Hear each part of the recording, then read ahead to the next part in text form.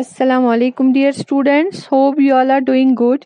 This is your science class and we are reading lesson number 13 soil. Today our topic is on page number 124 and it's about formation of soil. So let us start our today's topic. तो क्या है बच्चों हमारा topic formation of soil. Soil कैसे बनती है.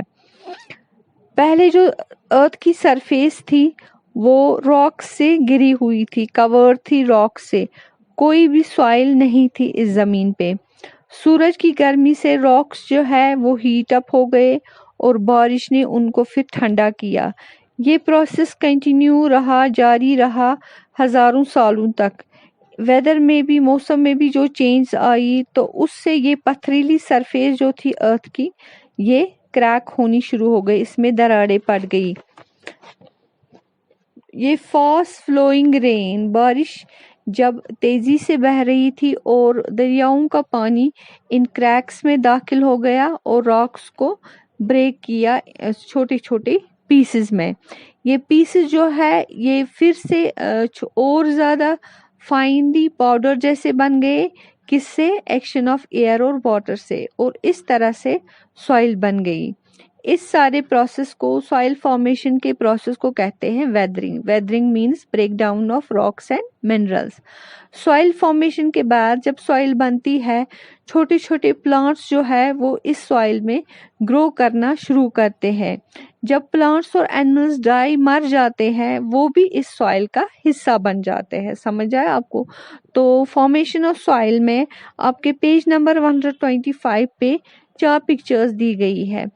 पहले जो है wind and water break down big rocks. Wind और वाटर के एक्शन से बड़े बड़े रॉक्स जो है वो ब्रेक डाउन हो जाती है. उसके बाद स्मॉल रॉक्स आर फॉर्म्ड.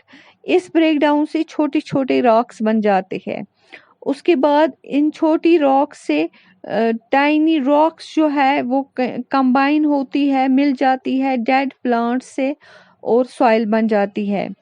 उसके बाद लास्ट स्टेज क्या है, प्लांट्स जो है वो ग्रो करना शुरू करते हैं टॉप मोस्ट लेयर जो है जिसको जो फर्टाइल लेयर होती है सॉइल की उसमें. तो ये था बच्चों आज आपका टॉपिक. उम्मीद है आपको समझ आया होगा. इसमें जो भी अंडरलाइन वर्ड्स मेंशन हुए हैं उनकी आप स्पेलिंग्स अच्छे से लर्न करोगे. Let's do it's reading now. Formation of soil.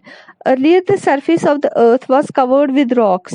There was no soil on the earth. The sun heated the rocks and the rain made them cold. This continued for thousands of years.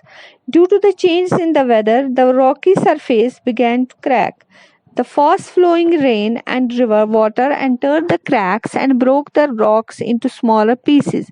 These pieces were further became fine due to action of air and water and thus soil was formed. This process is called weathering. After the soil formation, tiny plants started growing on it.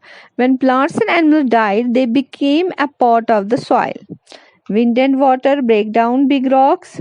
Small rocks are formed. Tiny parts of rocks combine with dead plant and form the soil. Plants started to grow on the topmost layer of the soil. This all for today. Okay, Allah Hafiz.